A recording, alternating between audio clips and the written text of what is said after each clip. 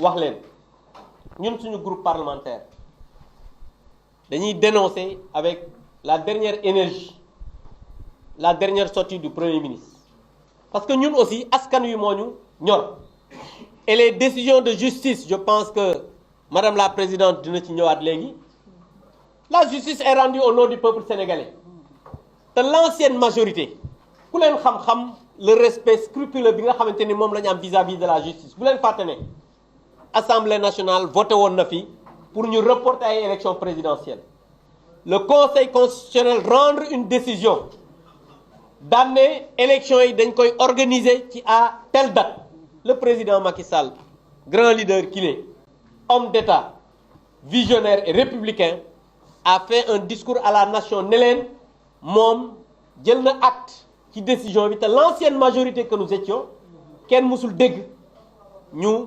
critiquer ces décisions de justice donc nous exigeons du Premier ministre Ousmane Sonko qu'il respecte aussi la justice de notre pays parce que c'est la première fois dans l'histoire du Sénégal ñu gis un Premier ministre buy génn di saaga ay magistrat bien que bettuñu ci moom parce que moom opposant saaga na magistrat yi xas na chef religieux yi saaga sénégalais yi mais tey nag bu nekkee Premier ministre bëgg a continuer loolu dañuy wax ne il faut qu'il arrête et nous exigeons qu'il respecte non seulement la justice mais mu respecter les hommes et les femmes qui la rendent parce que ñooñu dañoo mériter le respect de l'État du Sénégal parce que ay nit la ñoo xam ne guddeeg bëccëg mën nañu rendre des décisions yoo xamante ni mën na la bañ a neex mais un Premier ministre di attaquer publiquement des magistrats je pense que loolu bokk na ci loo xamante ni lu ñuy ñaawlu la et loolu il fallait que aussi ñu wax ko donc vraiment pour terminer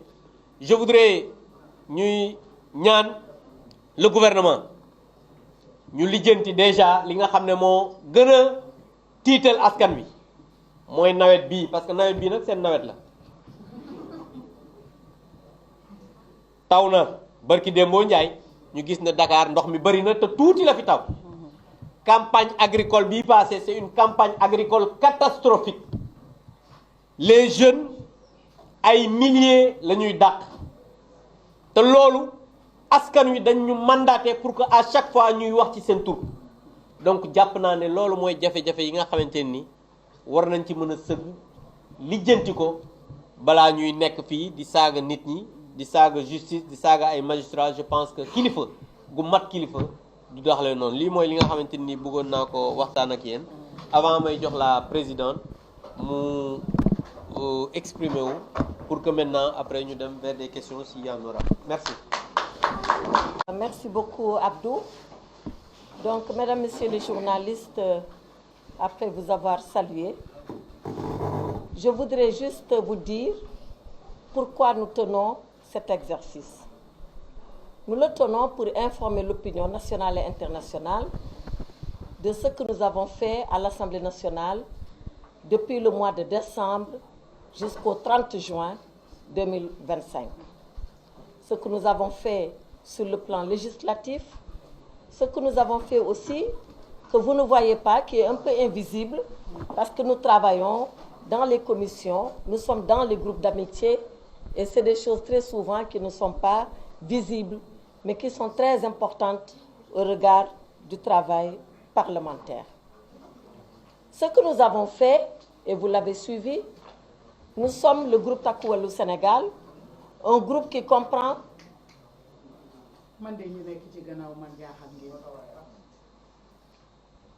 merci Raki.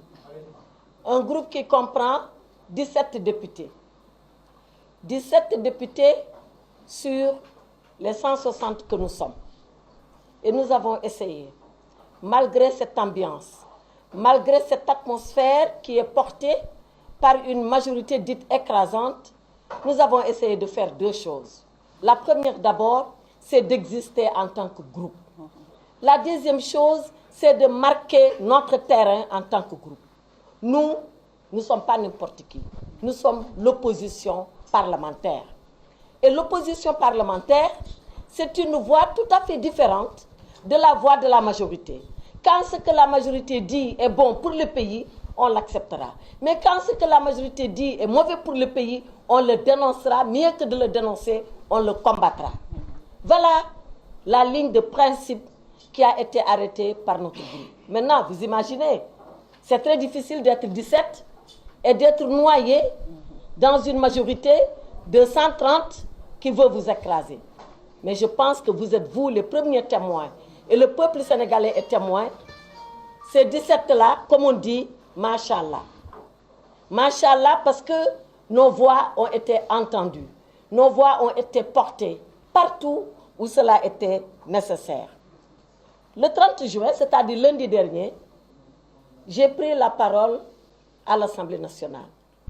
On était dans une séance solennelle où le président de l'Assemblée avait invité le président de l'Assemblée de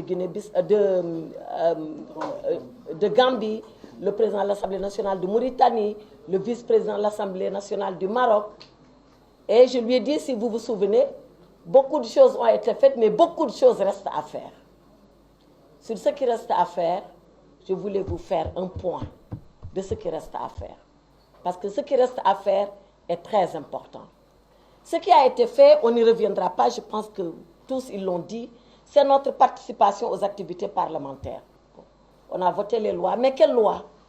Depuis que cette Assemblée est là, on a l'impression que c'est toujours l'exécutif, le gouvernement qui nous traîne, qui nous entraîne dans ce qu'il veut. Rappelez-vous, première loi, on a dit on supprime le Conseil économique et social, on supprime le Haut Conseil des collectivités territoriales, on a supprimé. Deuxième demande de l'exécutif, il faut radier les députés Barthélémy Diaz et un autre, on a radié. Troisième activité, le gouvernement nous a dit lever les immunités parlementaires. On a levé l'immunité parlementaire de Farba Ngom, on a levé l'immunité parlementaire de Moustapha Diop, on a encore relevé l'immunité parlementaire de Moustapha Diop. Sans qu'on ait presque, sans qu'on ne sache vraiment pourquoi. C'est vrai qu'aujourd'hui, le règlement intérieur est en train de réformer la levée d'immunité parlementaire, mais quand même, c'était des procédures que nous avions dénoncées pour être totalement abusives parce que nous ne voulions pas être à la remorque de l'exécutif.